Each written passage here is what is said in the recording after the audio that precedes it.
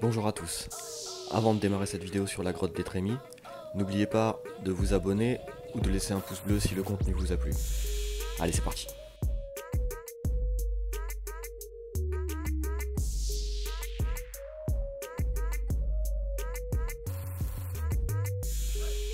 Jusqu'en 1982, on exploite encore cette carrière qui donne une pierre de taille blanche et dure ayant servi à la construction par exemple des quais d'Alexandrie, du phare de Cassis, du grand phare du Planier à Marseille, le blanc de la statue de Félix Nelson à Alger.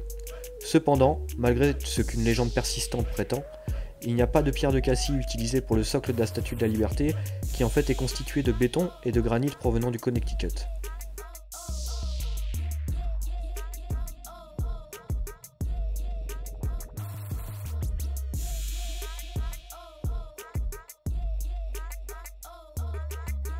À l'état de vestige, plusieurs trémies sont encore visibles. Les trémies sont des structures maçonnées construites sur les roches en limite de littoral. Ces structures en forme d'entonnoir recevaient des blocs calcaires avant qu'on ne les charge sur les chalands. La pierre de Cassis est exploitée bien avant le XVIIIe siècle, mais la carrière de Pointe Cacao a été créée en 1720 et exploitée jusqu'au XXe siècle. L'exploitation de la pierre de Cassis commence dès l'Antiquité. Au cours des siècles, plusieurs carrières sont ouvertes puis abandonnées, dont celle située à la calanque de Port-Miou sur la commune de Cassis.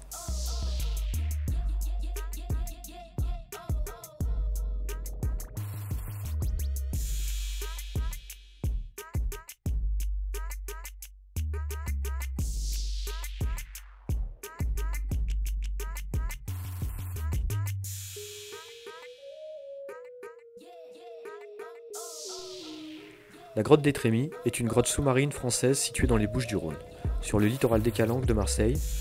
Elle fait partie du parc national des Calanques.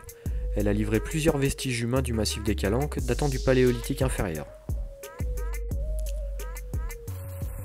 Les fouilles ont livré un racloir et des ossements fossiles.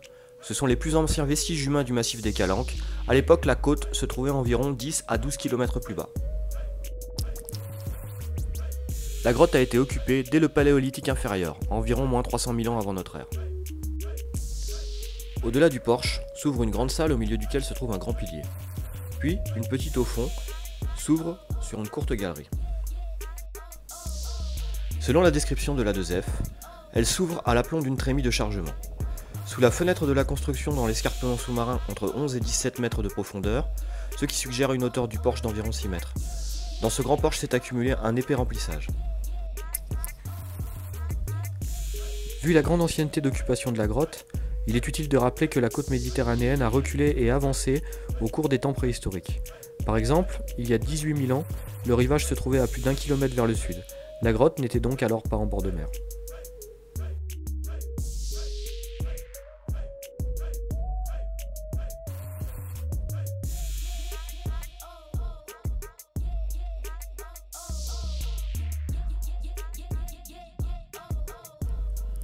Le 7 avril 1994, un accident de plongée mortel a eu lieu dans la grotte.